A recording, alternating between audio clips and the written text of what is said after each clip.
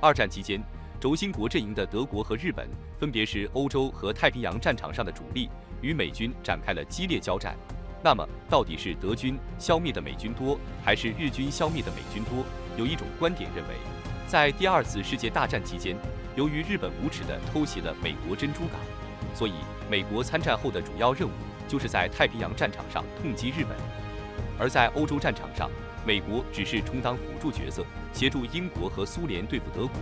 然而，这种观点是非常片面的。事实上，美国在二战期间的大战略是由乔治·马歇尔等人提出的欧洲优先方针。这个方针的核心内容是，先集中盟军的所有资源对付欧洲的德国，同时以较少的资源应对亚洲的日本。等到打败德国之后，盟军再集中力量解决日本。美国深知德国对其构成的威胁远远超过日本。回顾二战初期的局势，1939年9月1日战争爆发后，德国以闪电战的方式迅速席卷西欧大陆，先是占领了波兰，然后在不到1个月的时间内占领了法国全境。德国的军事力量之强大，令整个欧洲为之震动。但德国的野心并未止步于此，在几乎控制了整个西欧大陆之后，他继续向西攻击英国，同时向东进攻苏联。德国的最终目标显然是统一欧洲大陆。如果德国真的成功打败英国并占领整个欧洲，那么隔着大西洋的美国迟早会面临巨大的威胁。因此，美国认识到必须优先对付德国，而不是日本。相比之下，美国对亚洲的日本并没有那么在意。美国当时深知，维持日本战争机器运转所需的关键物资钢铁和石油，几乎全都依赖从美国进口。如果美国停止向日本输出这些资源，日本的经济和军事能力将不可避免地陷入困境，并最终导致失败。正如美国当时得出的结论，如果对这些物资实行长期且坚决的禁运，日本就会陷于经济停滞，并最终失败。在这种背景下，乔治·马歇尔等人提出的欧洲优先方针战胜了道格拉斯·麦克阿瑟提出的亚洲优先方针，并顺利在战争中得以实施。此外，从美军在战争中的伤亡情况也可以看出，这一战略对美国战争部署的重要性。在第二次世界大战期间，美国在欧洲战场与德军的作战中付出了巨大的牺牲。例如，在诺曼底登陆这场关键战役中，美军阵亡人数达6万人；而在著名的突出部战役中，美军阵亡人数更是高达9万人。莱茵河战役则是美军在欧洲战场上最为惨烈的一次战役。共有5万名美军士兵在这场战役中阵亡。整体来看，美军在欧洲战场上与德军作战的过程中，陆军共阵亡14万人，陆军航空兵阵亡6万人，海军阵亡5700多人，总阵亡人数达到3万人。特别是在诺曼底登陆之后，德国基本上已经意识到自己的失败不可避免。从那一刻起，许多德军指挥官便开始寻找战败后的退路。总体而言，德军更倾向于向西线的美英军队投降。后世的许多研究表明，德国在西线的兵力部署相比东线明显薄弱，甚至有人认为德国在西线放水。尽管如此，西线战场上的战况依然异常艰难，美军付出了巨大的伤亡代价。诺曼底登陆、突出部战役、北部战役和中部战役等关键战役中，美军在每一场战役中都阵亡过万人。而在误入敌军重兵防守的莱茵河战役中，美军更是遭遇了毁灭性的打击，阵亡人数超过5万人。即使在德军士气低落、战略态势不利的情况下，西线的战斗依然血腥而惨烈。在太平洋战场上与日军作战的过程中，美军同样付出了惨重的代价，陆军阵亡15万人，陆军航空兵阵亡56万人，海军阵亡1万人，海军陆战队阵亡9万人，总计阵亡人数达到18万人。这一数据仅仅是战斗阵亡的数字，还不包括非战斗死亡的数字。在太平洋战场的多次关键战役中，美军的阵亡情况各有不同。2次菲律宾战役和冲绳战役中，美军的阵亡人数均超过了1万。令人印象深刻的硫磺岛战役，美军阵亡人数虽然不到7000人，但在夺岛战中，这已经是相当惨重的牺牲。相比之下，在许多其他的夺岛战役中，由于美军占据火力优势，阵亡人数往往只有1-2千人。值得注意的是，美军在欧洲战场对德国的战略轰炸与在太平洋战场轰炸日本的情况有着显著的差异。在轰炸德国的行动中，每一次出击都可能导致数百甚至上千架次的飞机无法返回。而对日本的轰炸则显得更为精准，失手的情况少见，大多数任务中损失的飞机仅为个位数。这种轰炸效果的巨大反差，充分显示了美军在不同战场上的战略侧重点和执行方式的不同。综上所述，美国在第二次世界大战中始终贯彻欧洲优先的战略方针，将大量的人力和物力投入到欧洲战场。自然，这也导致了美国在欧洲战场上的损失远远超过了太平洋战场。让我们仔细看看美军在第二次世界大战中的具体阵亡数字。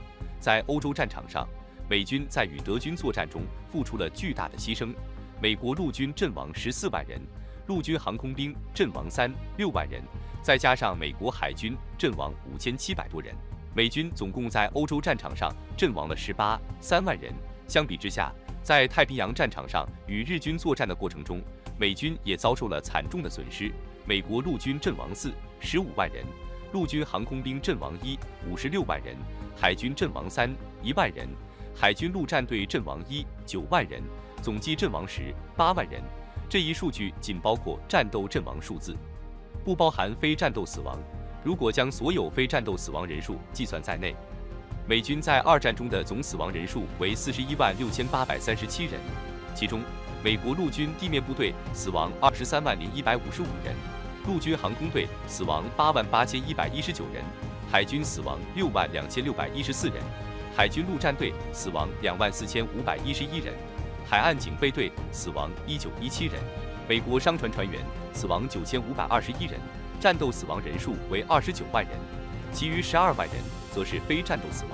通过分析这些数字可以看出，德军在欧洲战场上导致的美军死亡人数25万人，几乎是日军在太平洋战场上导致的美军死亡人数8万人的2倍。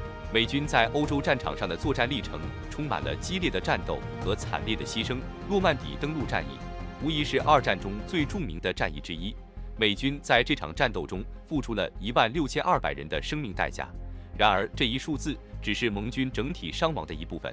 诺曼底海滩上的每一寸沙地都染满了士兵的鲜血。突出部战役则是德国在西线的最后一次大规模反攻。这场战斗异常残酷，德军将盟军逼入绝境。美军在这场战役中付出了19200人的惨重代价。然而，最终凭借坚强的毅力与战斗精神，逆转了战局。法国北部战役也是一场血战，美军阵亡17800人。这场战役的胜利，标志着盟军彻底击溃了德军在西线的防御，打开了进攻德国本土的通道。而中部欧洲战役同样惨烈，美军阵亡15000人，但他们成功突破了德军的最后防线，为盟军全面进军德国铺平了道路。最为惨烈的当属莱茵兰战役，美军在这场战役中阵亡了5万人，付出了巨大的代价才得以跨过莱茵河，最终将战争推进到德国的腹地。然而，在太平洋战场上，美军面临的挑战同样艰巨且代价高昂。第一次菲律宾战役中，美军阵亡4万人。这场战役的失利让美军意识到日军的顽强与狡诈。第二次菲律宾战役，美军卷土重来，但依旧付出了62万人的阵亡代价。这些数字背后是无数家庭破碎的故事。在太平洋的岛屿战役中，美军面对的每一场战斗都像是一场生死搏斗。瓜岛战役，美军阵亡7200人。这场战役标志着美军从战略防御转入战略进攻的转折点。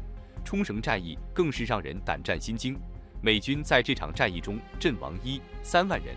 这一战成为太平洋战争中最血腥的战斗之一。硫磺岛战役的惨烈程度也令人动容，6800名美军士兵在这座火山岛上献出了生命。岛上的每一寸土地都见证了这场战争的惨烈。不仅仅是美军在太平洋战场上付出了沉重代价，盟军其他国家也在对日作战中遭受了巨大的损失。英国损失了5艘航空母舰和1500架飞机，人员阵亡3万。这些损失几乎可以毁灭一个中小国家的海军力量。澳大利亚也付出了惨痛的代价，损失了巡洋舰1艘、驱逐舰19艘，人员阵亡2万。加拿大在太平洋战场上损失了巡洋舰3艘、驱逐舰9艘，人员阵亡5万。新西兰和荷兰同样在这场战争中损失惨重。新西兰损失了巡洋舰2艘、驱逐舰7艘，人员阵亡9000人；而荷兰则损失了巡洋舰2艘、驱逐舰2艘，人员阵亡4000人。尽管太平洋战争以海空作战为主，盟军在海战中遭遇了巨大损失，但从总体人员损失来看，欧洲战场上的牺牲还是更多。这也反映了2战中各战场的不同特点和战略重要性。这些数字不仅仅是冰冷的统计，它们背后是无数士兵的英勇牺牲，是无数家庭的伤痛和悲戚。太平洋战场上的每一场战斗都如同炼狱，而这些盟军国家在这场战争中所付出的代价，足以摧毁一个中小国家的全部海军力量。2战的残酷与惨烈，在这些数字中展现得淋漓尽致，也让人更加清晰地认识到战争的无情与代价。